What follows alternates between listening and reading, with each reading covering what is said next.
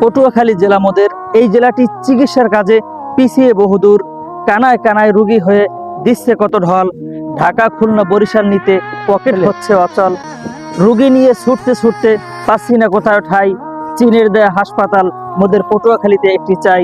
আর এই ভিডিওটি শেয়ার করার জন্য পটুয়াখালীবাসীর কাছে অনুরোধ রইল ভাই। বংশগত বড়লোক যারা, কখনো অহংকার করে না তারা। অহংকার তো করে তারা হঠাৎ কিছু টাকার মুখ দেখে যারা। মাটির মানুষ হয়ে তোমার মাটিতে পড়ে না পা। অহংকারে ডুবে গেলে সৃষ্টি হবে ঘা। অহংকার হলো খোদার চাদর, দিও না ধরে টান। 1 সেকেন্ডে নিভে যেতে পারে তোমার অহংকারী প্রাণ। বাস্তবতা শিখিয়েছে প্রতিবেশীরাই, খারাপ সময় কেউ তো তোমার পাশে আসে নাই। বই থেকে শিক্ষা নিলে জ্ঞান অর্জন করা যায়, আর বাস্তব জীবন থেকে শিক্ষা নিলে মানুষ চেনা যায়। মানুষ অপরাধীকে খুঁজে শাস্তি দেওয়ার জন্য, আর আল্লাহ সুবহানাহু তাআলা অপরাধীকে খুঁজেন ক্ষমা করার জন্য। সুবহানাল্লাহ।